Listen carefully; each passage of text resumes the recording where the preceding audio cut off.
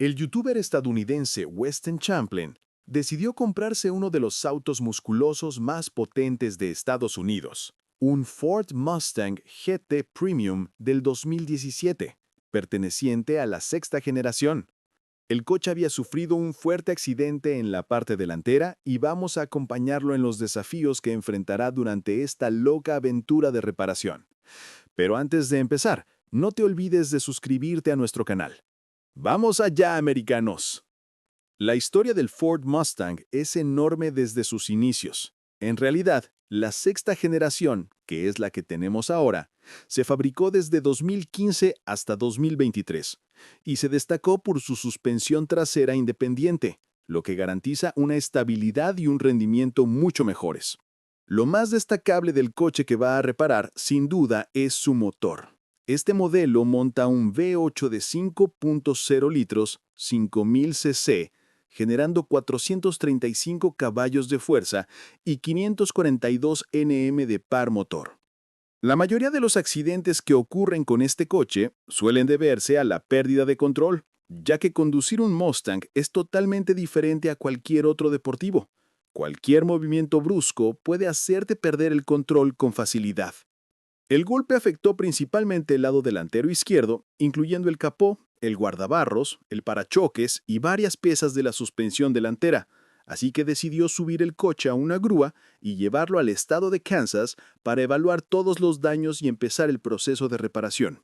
Una vez llegó, inspeccionó todo. Era evidente que todas las piezas externas tendrían que ser reemplazadas, pero el marco principal no parecía tener daños graves, por lo que era posible repararlo. El brazo de suspensión delantero estaba completamente roto y el trasero doblado, piezas muy importantes para el sistema de suspensión. La rueda delantera se había desplazado hacia atrás entre 6 y 8 pulgadas, lo que dificultaba abrir el capó del motor.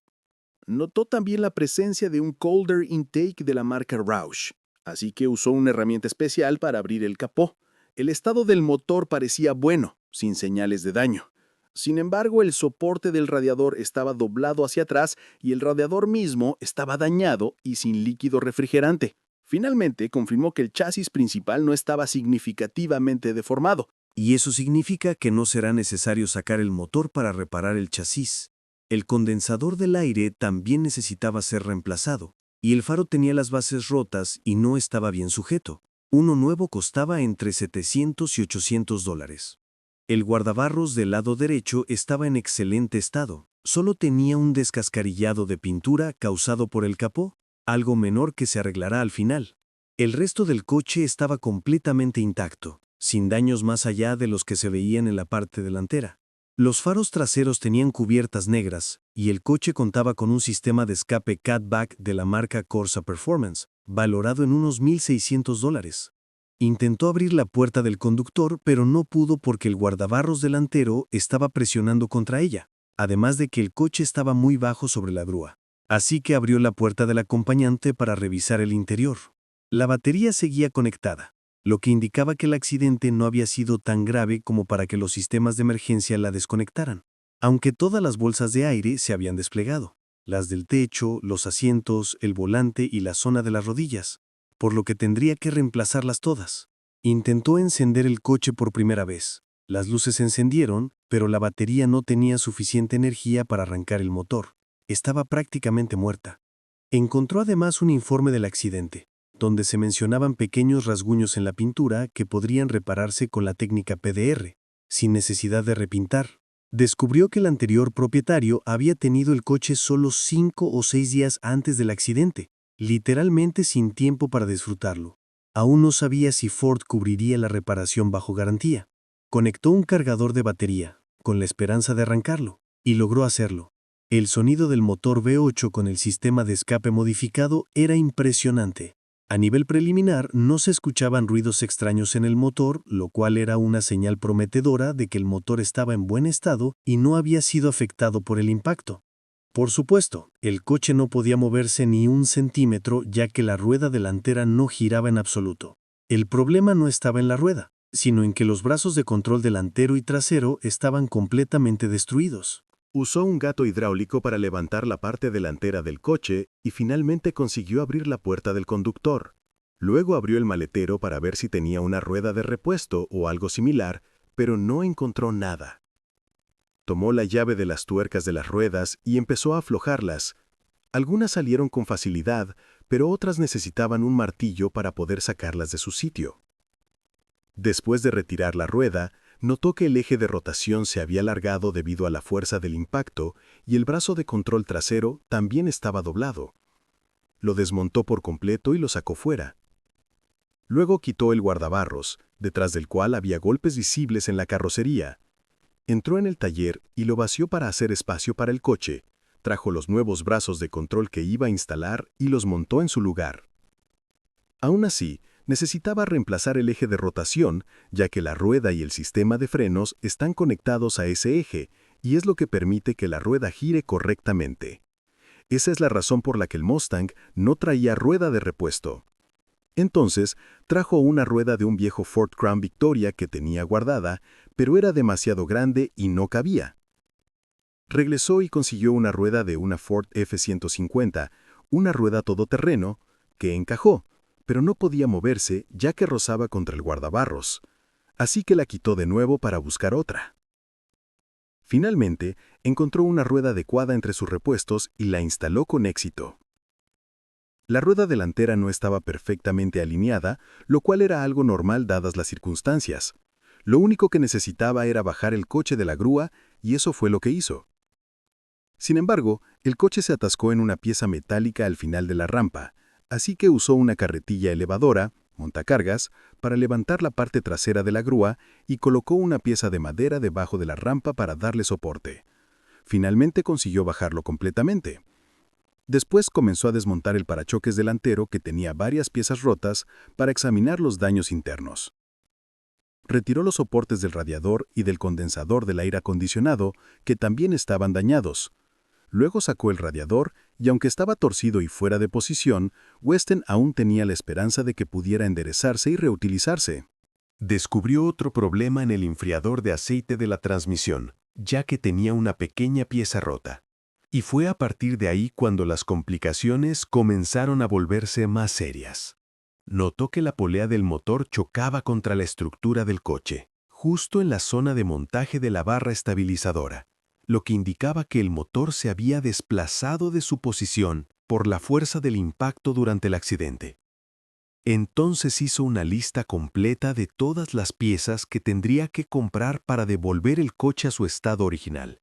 Parachoques delantero, capó, guardabarros, soporte superior del radiador, radiador nuevo, condensador de aire acondicionado nuevo, y también debía reparar la zona de anclaje del soporte de la suspensión, el rear mount.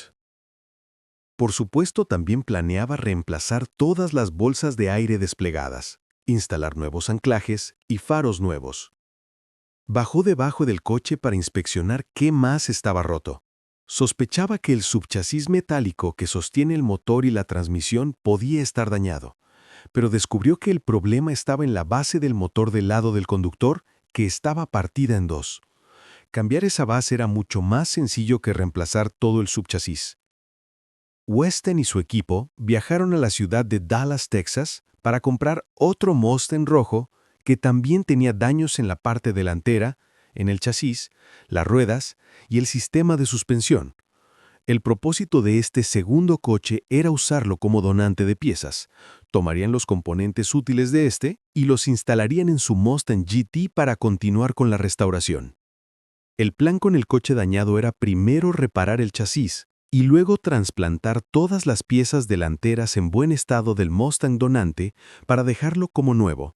Sin embargo, a Weston se le ocurrió una idea un poco loca: usar el resto del coche donante para un nuevo proyecto, como instalarle un enorme motor diésel Cummins de 12 válvulas, un motor muy conocido en su canal.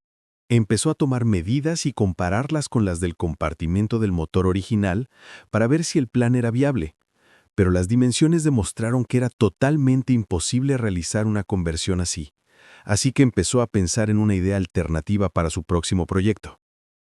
Su idea era usar el motor original del coche donante, que era un 2.3 EcoBoost, y montarlo en un buggy de arena, también conocido como Dune Buggy, Cualquiera de esas dos ideas podía parecer un poco loca, pero él mismo admitió que eso no le importaba en absoluto. Si montaba el nuevo motor diésel en el Mustang, el peso sería demasiado grande para el coche, pero como ya sabemos, Weston es famoso por sus desafíos extremos, así que decidió intentarlo de todos modos. Comenzó reparando la parte delantera y sustituyendo las piezas rotas del sistema de suspensión, un paso muy importante para preparar el chasis para el nuevo motor. Luego empezó el trabajo real, cuyo objetivo era retirar el motor original para dejar espacio suficiente al nuevo propulsor. Utilizaron una grúa hidráulica para levantar el motor viejo y extraerlo, y tras muchos intentos lograron sacarlo completamente. Con eso, podían considerar terminada la primera fase. El compartimento del motor ya estaba listo para recibir el gigantesco motor nuevo. El motor que iban a montar era de la marca Cummins, una empresa estadounidense muy reconocida a nivel mundial por la fabricación de motores diésel. Estos motores son conocidos por su potencia y durabilidad y normalmente se instalan en camiones pesados, autobuses o maquinaria industrial como tractores.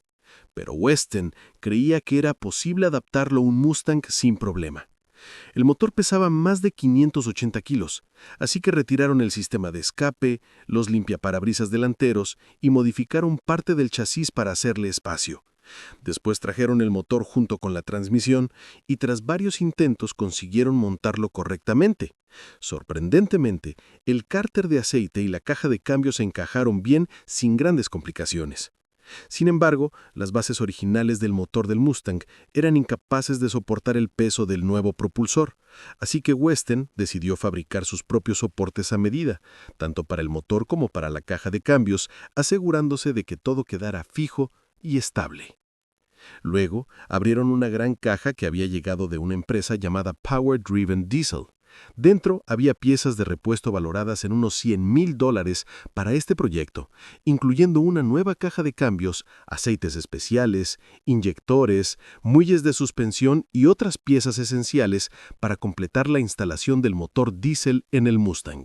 Weston decidió volver a sacar el motor que había instalado temporalmente para montar todas las piezas nuevas que habían llegado. Después de eso, planeaba pintarlo antes de colocarlo definitivamente en su sitio. Instalaron una nueva pieza metálica llamada Cross Member debajo del coche, cuya función era reforzar la caja de cambios. Esa pieza fue diseñada especialmente para el proyecto, no venía hecha de fábrica. Una vez montada, permitió ajustar correctamente el ángulo de la caja de cambios, algo muy importante para que todo el sistema encajara a la perfección. Luego tomó una lata de pintura negra en aerosol y pintó todo el motor, dándole un aspecto completamente nuevo.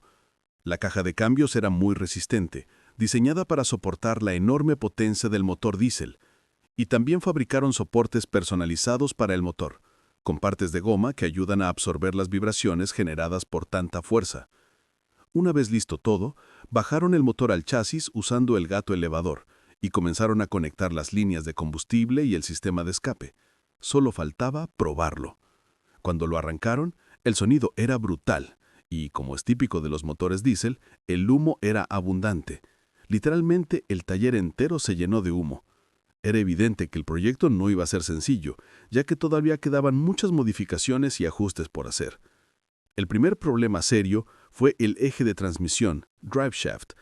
El original del Mustang era demasiado débil para resistir la potencia extrema del nuevo motor diésel, así que tuvieron que reemplazarlo por uno especialmente diseñado para soportar ese nivel de fuerza. Para instalarlo correctamente, hubo que añadir una pieza específica en el diferencial trasero, lo cual requería precisión y mucho cuidado, ya que cualquier desalineación podía provocar fallos graves al girar. Además, el sistema de refrigeración original del Mustang no era suficiente para el nuevo motor. Por eso instalaron un radiador nuevo y un intercooler mucho más grande. Debido a su tamaño, fue necesario fabricar un nuevo soporte frontal a medida para poder fijarlo correctamente. Todo este proceso llevó mucho tiempo y esfuerzo, pero gracias a la precisión del trabajo, el resultado final quedó perfectamente ajustado y el proyecto comenzó a tomar forma de verdad. Y mientras estaban trabajando, intentaron modificar una parte con el soldador, pero no lo lograron, y la pieza se estropeó. Así que tuvieron que detener el trabajo ese día. El problema mayor fue que se cortó la electricidad en todo el taller, lo que les impidió usar la máquina de soldar o cualquier otra herramienta, por lo que decidieron posponer el trabajo hasta solucionar el problema de la corriente. Lo primero que hicieron al día siguiente fue diseñar el panel de control del coche. Este panel no solo iba a incluir los botones, sino que sería el centro de control principal de todo el proyecto. Tomaron una pieza de metal como base, donde montarían los interruptores principales, como los botones de contacto y de encendido del motor, además de dejar espacio para otros interruptores que podrían necesitar más adelante. El diseño de este panel era sin duda un paso importante para darle al coche un aspecto moderno y al mismo tiempo funcional. La parte más difícil de ese día fue fabricar el soporte del radiador. Tenían que construirlo desde cero, ya que la última vez no pudieron terminarlo debido al corte de electricidad. Empezaron cortando el hierro y soldándolo, pero surgió otro problema. Weston se olvidó de abrir el gas de la máquina de soldar. Ese error hizo que la soldadura saliera débil y mal hecha, por lo que tuvieron que detener el trabajo y rehacerlo todo desde el principio. Esto, por supuesto, les hizo perder tiempo, pero el proceso no era fácil de por sí. Finalmente, lograron corregir el error y fabricaron el nuevo soporte correctamente. Este nuevo soporte no solo iba a sostener el radiador y el intercooler, sino que también reforzaría la parte delantera del coche, haciéndola más resistente. La última tarea en la que trabajaron ese día fue el eje de transmisión. Después de haberlo recibido y preparado en la sesión anterior, llegó el momento de instalarlo en el coche. Midieron todo con precisión milimétrica para asegurarse de que el eje encajara perfectamente, ya que cualquier error en las medidas podría dañar todo el vehículo. Luego se concentraron en las conexiones eléctricas, probablemente la parte más complicada y la que más tiempo les llevó. Tuvieron que prestar mucha atención al conectar los cables de todos los componentes del motor, como la bomba de combustible, el motor de arranque e incluso el compresor de aire. La llave original del coche estaba rota, así que no podían usar la computadora original del vehículo. Por eso, decidieron utilizar el panel de control temporal para poder encenderlo. El trabajo en las conexiones eléctricas requería una gran concentración, como te mencioné, porque cualquier error podía dañar otros sistemas. Después de terminar con el cableado, pasaron a instalar la nueva palanca de cambios, que sería la encargada de controlar la caja de transmisión. Fue necesario hacerle una pequeña modificación para que encajara correctamente. También tuvieron que ajustar el cárter de aceite y la base de la caja de cambios para que todo quedara perfectamente alineado. Todas esas modificaciones eran esenciales para asegurar que el sistema de transmisión funcionara de manera fluida. La parte final de las preparaciones fue la instalación del sistema de enfriamiento. Tenían que montar un enfriador para la caja de transmisión, además del radiador y el intercooler, con el fin de garantizar que el enorme motor Cummins que habían instalado se mantuviera frío y no se sobrecalentara. Algunas de las mangueras y conexiones de agua no encajaban bien, pero al final lograron solucionarlo. Literalmente cada paso de este proyecto era complicado, pero al mismo tiempo Weston estaba muy emocionado por ver el resultado final.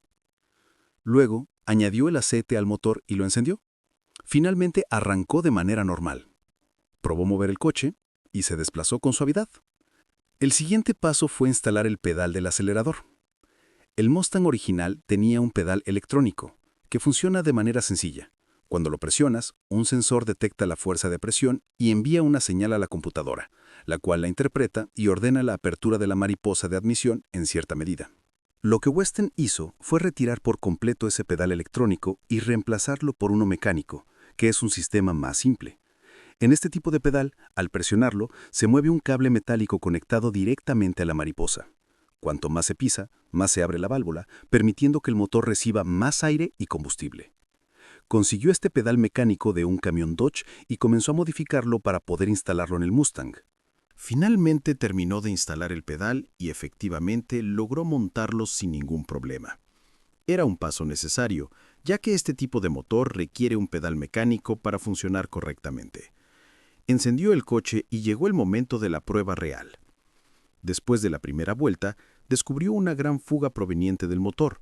El problema era que uno de los tubos de plástico se había derretido por la alta temperatura del motor.